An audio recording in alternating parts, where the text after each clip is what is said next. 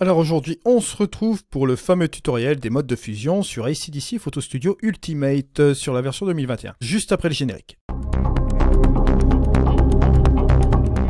Bonjour à toutes et à tous, mon nom est Eddie Knoll. Si vous débarquez pour la première fois sur ma chaîne YouTube, je vous souhaite la bienvenue. Ici, on parle de post-production traditionnelle et créative sur les logiciels de post-production.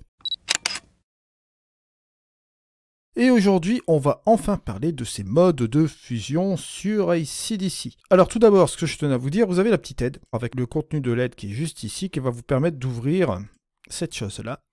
Et vous allez vous rendre dans le mode développé, mode d'édition, et vous allez aller tout simplement dans utiliser les modes de fusion et le curseur d'opacité, qui est juste ici. Ok ? Ça va vous permettre de voir les différents modes de fusion et leur application ici juste à côté, leur description, ce que fait le mode de fusion. Bien évidemment, tous ces modes de fusion, vous n'allez pas les retenir par cœur. Je vais vous montrer quelque chose ici. On va partir sur cette image-là de départ. On va tout simplement la dupliquer. On va dupliquer la couche.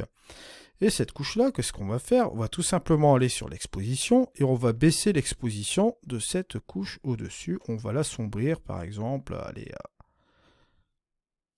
à 0,2, quelque chose comme ça. On va faire appliquer, voilà, et je vais faire terminer.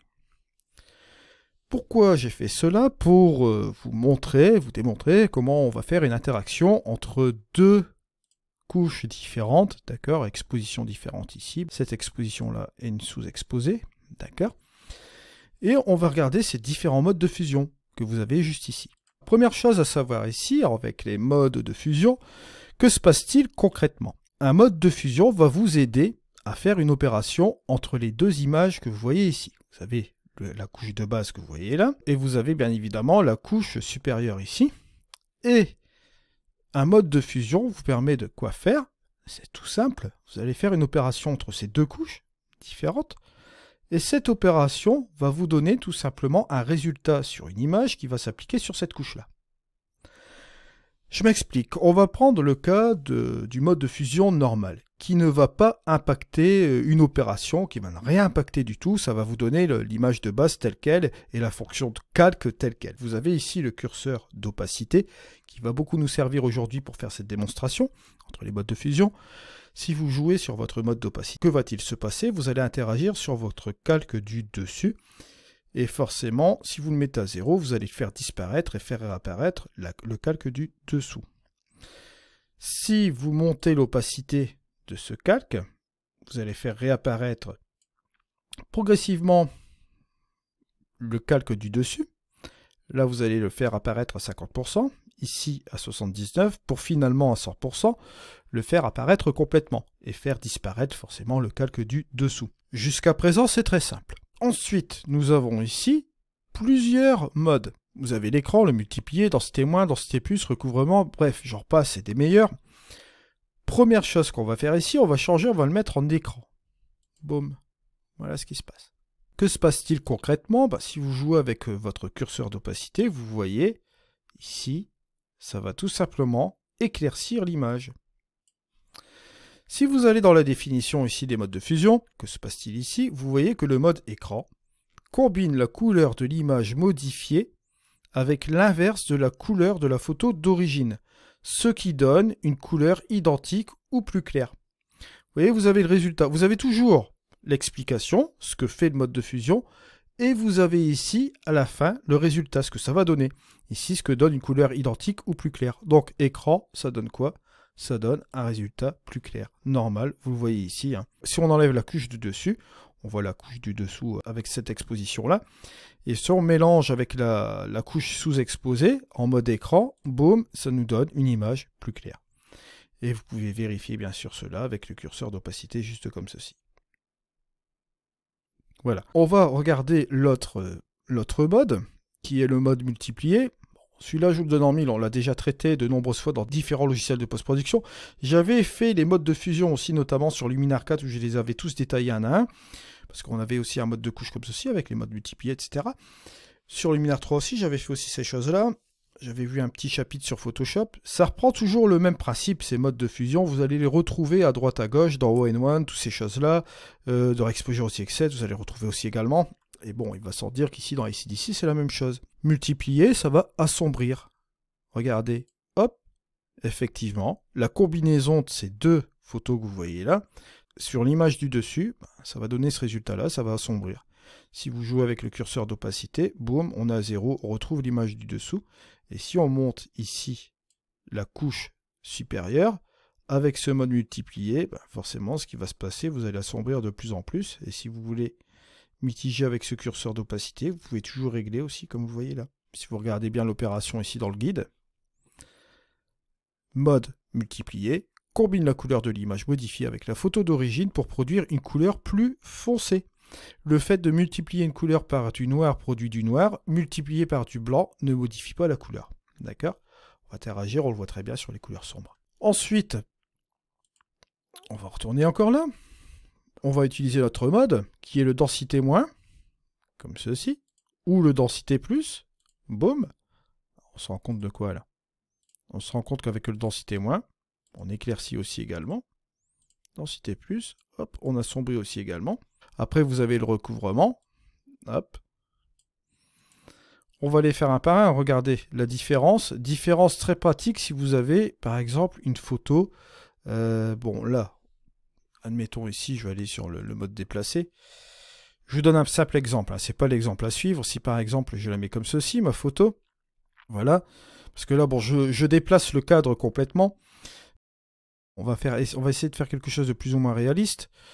Si jamais vous êtes sur une exposition, celle du dessous, et que celle du dessus a bougé un peu, d'accord, vous pouvez réaligner, par exemple, avec vos flèches, vos deux expositions. Le cadre, bien sûr, de la photo a bougé ici, puisque j'ai fait volontairement pour faire un décalage. Mais si vous avez deux expositions, hop, je vais recliquer ici sur ce truc-là. Si vous avez deux expositions identiques et que ça bouge un peu, bon, le mode différence va vous permettre d'aligner un petit peu ces deux photos comme ceci. Ça peut être pratique. Et après, vous revenez en mode normal et hop, vous êtes tranquille un petit peu pour jouer sur ces deux expositions-là. Alors, bien sûr, vous avez le mode assombrir. Après, vous avez tous ces modes ici. Bon, assombrir, éclaircir, lumière forte, lumière douce, vous avez aussi la teinte, saturation, vous voyez, ça joue un petit peu sur la saturation ici de l'image. On voit que ça donne un effet un petit peu plus désaturé. On a bien sûr ici la couleur, vous voyez, on va interagir principalement ici sur la couleur. Voilà. On a bien sûr ici la luminosité, vous voyez, on interagit, bon, dissoudre, exclusion, voilà, vous voyez, c'est un truc inversé aussi également. La lumière vive, bien sûr. Pam, palam, pam, voilà, lumière vive, juste comme ceci, vous voyez, vous avez cet effet-là. Lumière ponctuelle, vous voyez, mélange maximal, soustraction, division, couleur plus foncée, vous voyez là, ici, couleur plus claire. Et c'est pour ça que je voulais en venir aujourd'hui avec ces modes de fusion, que je voulais vraiment vous dire que ça ne sert à rien, mais alors à rien du tout, absolument rien du tout, de mémoriser de manière précise et de manière technique tous ces modes de fusion un à un, pour la simple et bonne raison que vous n'avez pas tous les utiliser tout simplement. À la rigueur, vous pouvez passer votre temps pour regarder ce qui se passe entre les deux photos, deux expositions différentes pour voir un petit peu l'effet que ça donne. Les plus courants que vous allez utiliser, ça va être la plupart du temps l'écran et le multiplié. La différence aussi, la plupart du temps, lumière forte, lumière douce, au cas où vous voudrez faire aussi un dodge and burn, parce que je vous montrerai aussi après comment utiliser un dodge and burn avec un masquage et justement utiliser ces choses-là grâce à un pinceau. La saturation et la teinte, ça peut être bien aussi. Bon, en exclusion, ça peut être la même chose aussi par rapport à la différence, ça peut jouer aussi sur quelque chose. Et bon, vous voyez aussi la lumière ponctuelle et linéaire, ça peut être utile aussi également. Ou aussi dans un but de double exposition. Si par exemple on voulait inverser l'image juste comme ceci, allez on va dire un peu comme ça, voilà, on va valider. On va utiliser un mode de fusion, regardez, bon le multiplier, vous voyez ça donne certains effets. Bon, si vous prenez le mode écran, vous voyez que ça vous donne un effet assez sympa entre les deux photos, vous voyez ça vous fait un petit effet de double exposition. Et ces modes de fusion-là vont vous être utiles à faire ces choses-là. Vous voyez, concrètement, on peut utiliser ces différents modes de fusion pour jouer sur la double exposition. Bon, ça, c'est un point. Voilà. Bon, là, je suis revenu sur cette photo-là. On va la dupliquer. D'accord, on va dupliquer la couche.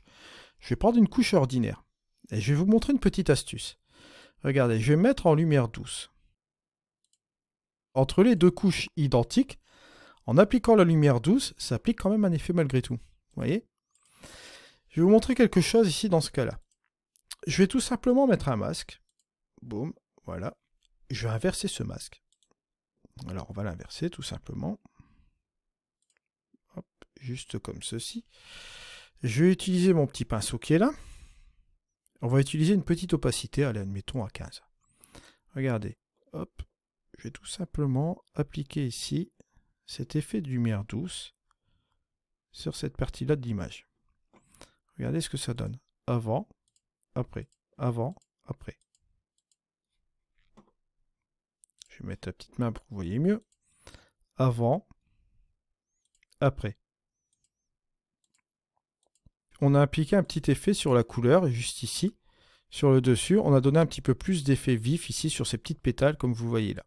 Vous voyez, juste en appliquant tout simplement un petit coup de pinceau en blanc sur le masque qui était en noir auparavant. Bon, l'opacité, je l'ai mis ici en 15. Bien sûr, si vous grossissez l'opacité peut-être en le mettant à 50, regardez, ça va accentuer encore cet effet. Et là, forcément, vous allez avoir cet effet-là. Et si vous faites l'avant-après, regardez, hop, avant, après. Si vous voulez même afficher le masque, regardez, vous pouvez toujours le faire aussi ici. Vous voyez, ça c'est la partie affectée hein, que vous voyez ici. Là, le rouge n'est pas affecté. Voilà, juste comme ceci. Donc vous voyez, vous avez la possibilité d'utiliser aussi les modes de fusion pour faire une interaction aussi sur certains endroits de l'image. Par exemple, si vous voulez le mettre en lumière forte, regardez, hop, là ça va accentuer encore plus la lumière comme vous voyez là, un petit peu comme dans les modes de fusion que vous pouvez utiliser dans Photoshop.